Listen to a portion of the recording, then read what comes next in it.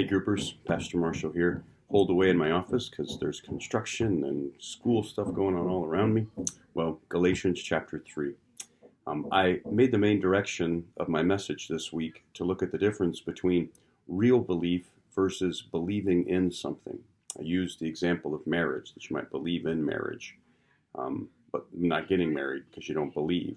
I also used the example of second chances or racial equality or gender equality or generosity, just to get things started, to break the ice, to get you talking to one another. Can you think of something from your life, or maybe even something for a long time that you believed in, you thought it was true, but you weren't really living for it, versus something that you believe? You know when you believe something because you're living for it, you're living in it.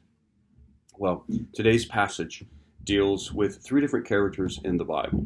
I think you could strongly argue these are the three biggest characters in the Bible. There are three major peaks in the Bible. They are Abraham, Moses, and Jesus. Paul starts with Abraham. He quotes two different passages from Genesis in this passage in Galatians 3. So let's turn and let's read their context so that we know the setting. First, in Galatians 3:6, Paul quotes from Genesis 15:6. So turn back to Genesis 15. Read verses 1 through 6. What is the context of Abraham believing? It says he believed God. It doesn't say he believed in God. It says he believed God. What is the context of his believing?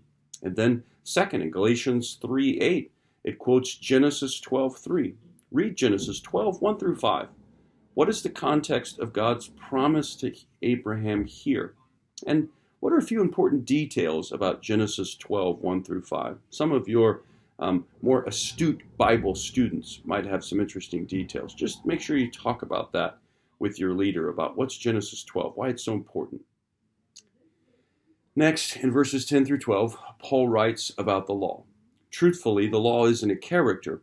Moses is a character, but no one would think of the law without thinking of Moses. The two always stand in the room together.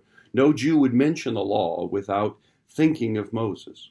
I think that Moses isn't directly mentioned because he too was thinking like a child of faith. He too was believing that God was going to do something greater. But Paul quotes Moses, Deuteronomy 27:26. So what I'd like you to do is I'd also like you to turn back to Deuteronomy, the fifth book of the Bible, and look at the context. What does it say in verses 9, 10, 11? Deuteronomy chapter 27, 9, 10, and 11. What is the context that Moses is quoting from? And then, finally, we get to the third major character, and that's Jesus. It's still an Old Testament quote, and it's also still from Deuteronomy. But Paul quotes Deuteronomy 21:23. So turn back again to Deuteronomy 21. Read verses 22 and through 23. Get the context. Here's the questions that you'd like to answer about this second passage in Deuteronomy.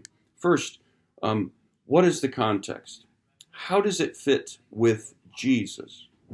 How do they not fit with Jesus? And what is Paul's point between Abraham, Moses, and Jesus? Let's see if I can squeeze my application in between some jackhammering. Our application was a simple question. Do you believe Jesus? Meaning, is there a difference in your life between believing in Jesus and believing him? If you believe in Jesus, then your life is in harmony with his teachings. If you believe in Jesus, there is a sense of obedience and peace and dedication to him in your heart. It says Abraham believed, and then there are all kinds of things in his life that followed. Do you believe in Jesus?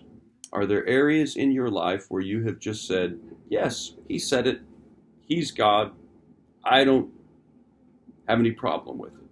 Or are there areas in your life where you believe in Jesus, you know that he's God, but you haven't actually believed what he says? Well, I hope that you have a great group and discussion of these three major characters, and I'll see you next weekend. God bless.